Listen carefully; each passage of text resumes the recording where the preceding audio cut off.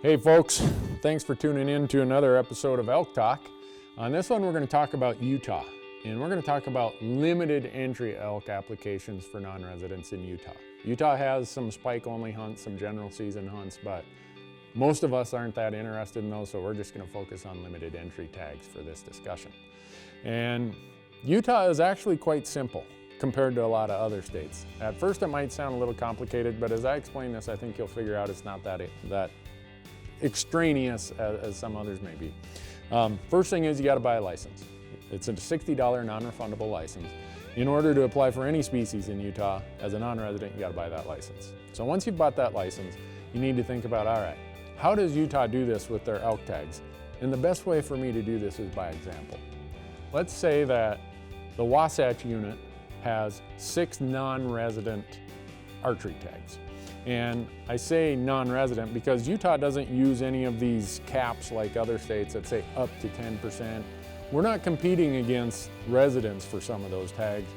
We're only competing against non-residents for this small pool of tags that Utah just sets aside. So in my example, let's say there's 6 Wasatch archery tags that are going in the non-resident draw. Utah has 2 portions to their non-resident elk draw. The first part is called the bonus draw. The second part is called the random draw. Half of the tags go into each category. So the very first thing they do is the bonus draw. Half of those 6 tags, or 3 of them, go into this bonus draw. And in the bonus draw, it's really a way that your bonus points get converted to preference points. He or she with the most points is going to get those tags.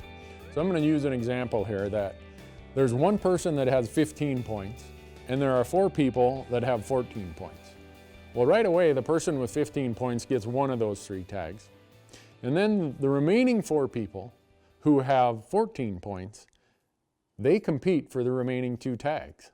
And anyone under 14 points, you're not getting a tag in this bonus round. So these 4 people, 2 of them are going to get a tag in this bonus round and 2 of them are not. So anyone who doesn't get a tag in the bonus round goes over to the random draw where the remaining 3 tags, or the other half of the tags, are awarded. And it's just like it sounds, on a random draw. So if you have 0 points or 13 points, you still have a chance of drawing one of those remaining 3 Utah non-resident tags, in my example, in the random draw. So there's always the gambler's chance that you might be able to draw in Utah. It's not a guarantee, obviously, unless you're way up in the point total, but it's a possibility. The other thing with Utah is if you draw, like I drew in 2014, the South Cache Archery Unit, you get put on a 5-year waiting list. So I drew in 14, I got to sit out for 5 years, which means I got to sit out until 2019, and in 2020 I can apply again. One of the things about Utah is fantastic elk hunting, absolutely fantastic. I don't think there is really a bad unit in Utah as far as their limited entry units go. Some of them might have a little bit of access issues, and that's the only reason they maybe have lower draw odds. Even the average units are spectacular hunts. Utah is one of the leaders in Boone and Crockett entries, which everybody sees that, so they understand, wow, the quality and the age class is definitely there in Utah. There's a lot of public land in Utah. It's just, how do you get a tag? And I explained how it works. It's a pretty simple system, but the odds are terrible. So right here, I'm just looking at draw odds. For me, I'm on the wait list, but just what it is. Utah, if you look at the Boone and Crockett record book, in the last 10 years, Utah is one of the leaders of Boone and Crockett elk. And so when you have that kind of quality mixed with a lot of public land, you're going to have very high demand. So I'm using right here on the screen, you're going to see that I've got my draw odds up here with the service I use, the Go Hunt service. And they're trying to get them up for every state. For me, you go and click Utah, non-resident, elk, and boom, here it comes. You can sort by how many points you have, what season types. There's all kinds of filters you can use here. And if you sign up for the service that I use called Go Hunt, and you use the code ELK Talk, you're going to get a free knife from Gerber, their Vital Scalpel Blade knife, which is the knife we use.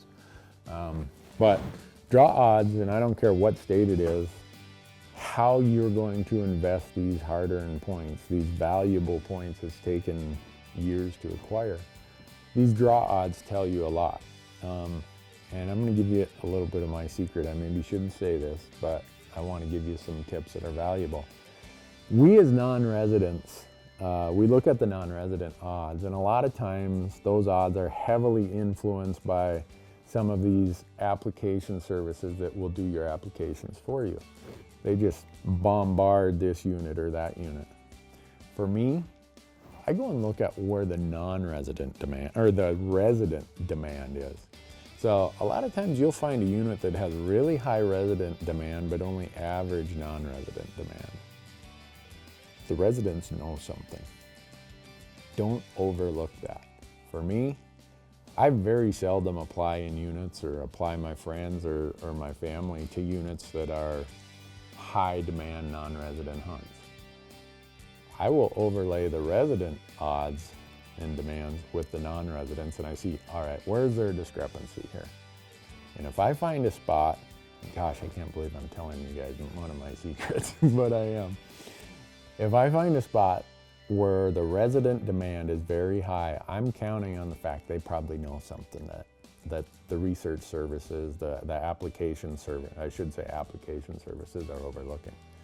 And so if there's a big delta there between how much demand is there for residents and non-residents, Randy's gonna put that one high on his radar list. So anyhow, for Utah, the deadline is coming up. It's in early March, and I think this year it's March 3rd, might be.